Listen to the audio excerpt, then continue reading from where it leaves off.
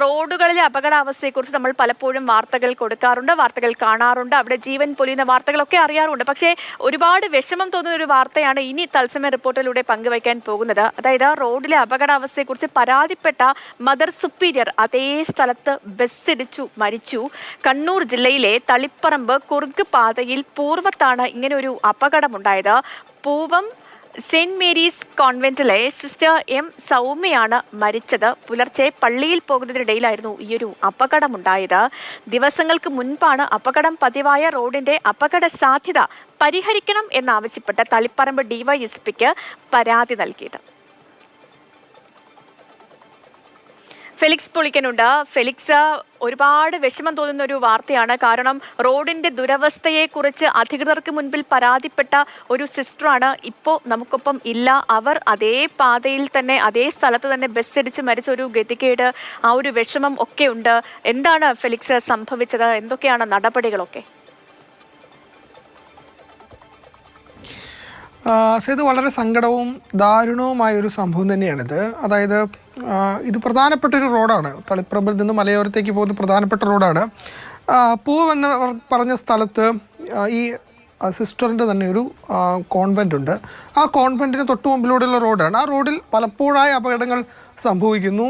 ഏതാനും അത് 2 മാസത്തിനുള്ളിലാണ് ബസ് ഇടിച്ച് ഈ പൂവം ബസ് സ്റ്റോപ്പിന് തൊട്ട് മുമ്പിൽ ഒരു ബൈക്ക് യാത്രക്കാരൻ മരിച്ചത്. അങ്ങനെ അപകടങ്ങൾ തുടർക്കഥയായ ഒരു സ്ഥലത്ത് അതിന് തൊട്ട് മുമ്പിൽ ഇവർ കോൺവെൻ്റ് ഉള്ളതുകൊണ്ട് തന്നെ ഈ മദർ സുപ്പീരിയർ തന്നെ ഡിവൈഎസ്പിക്ക്, തളിപ്പറമ്പ് ഡിവൈഎസ്പിക്ക് ഏതാനും ദിവസങ്ങൾക്ക് മുമ്പാണ് ഇങ്ങനെ ഒരു പരാതി നൽകിയത്. ഇതൊരു അപകട മേഖലയായി മാറുന്നു, അപ്പോൾ അതിനൊരു ശാശ്വത പരിഹാരം ഉണ്ടാകണം. ഒരു ഇറക്കവും ഒരു വളവും ഒക്കെയുള്ളൊരു പ്രദേശമാണ്. അപ്പോൾ അതുകൊണ്ട് അമിത വേഗത്തിൽ വാഹനങ്ങൾ വരികയും അത് അപകടത്തിൽപ്പെടുകയും ചെയ്യുന്നത് പതിവാണ്. അപ്പോൾ എത്രയും പെട്ടെന്ന് ഒരു ഇടപെടൽ വേണമെന്ന് ഈ സിസ്റ്റർ തന്നെ ഡിവൈഎസ്പിക്ക് പരാതി കൊടുത്തതാണ്.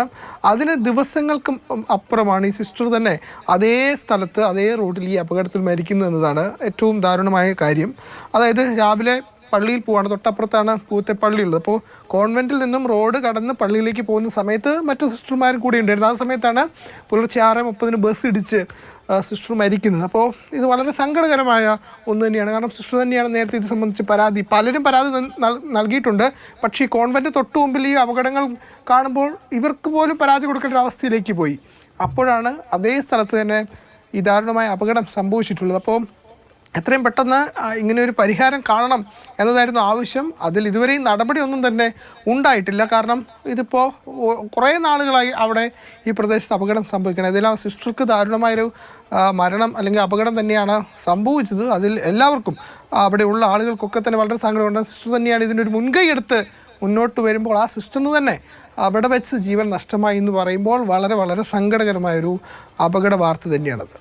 അവർക്ക് മാത്രം, അവിടെയുള്ളവർക്ക് മാത്രമല്ല ഫെലിക്സ്, ഇപ്പോൾ ഈ വാർത്ത കേൾക്കാൻ നമുക്കും ഒക്കെ ഭയങ്കര വിഷമം തോന്നുന്നുണ്ട്. കാരണം ഒരു റോഡിന്റെ ദുരവസ്ഥയെക്കുറിച്ച് അധികൃതർക്ക് പരാതി നൽകിയ ഒരു സിസ്റ്ററാണ് ഇന്നിപ്പോൾ അതേ സ്ഥലത്ത് വെച്ച് ദാരുണമായി മരിച്ചിരിക്കുന്നത്. അപ്പോൾ എന്താണെങ്കിലും അധികൃതരൊക്കെ ഈ വിഷയത്തിൽ ഒരു നടപടി എത്രയും വേഗം എടുക്കുമെന്ന് തന്നെ നമുക്ക് പ്രതീക്ഷിക്കാം. കാരണം ഒരു ജീവൻ കൂടി ആ ഭാഗത്ത് പൊലിഞ്ഞിരിക്കുകയാണ്. മാത്രമല്ല അപകടങ്ങൾ തുടർക്കഥയായ ഒരു സ്ഥലം കൂടിയായിരുന്നു അത്. അപ്പോൾ എന്താണെങ്കിലും അധികൃതരൊക്കെ ഉണർന്ന് പ്രവർത്തിക്കും. എത്രയും വേഗം ഒരു നടപടിയും ഉണ്ടാകുമെന്ന് നമുക്ക് പ്രതീക്ഷിക്കാം.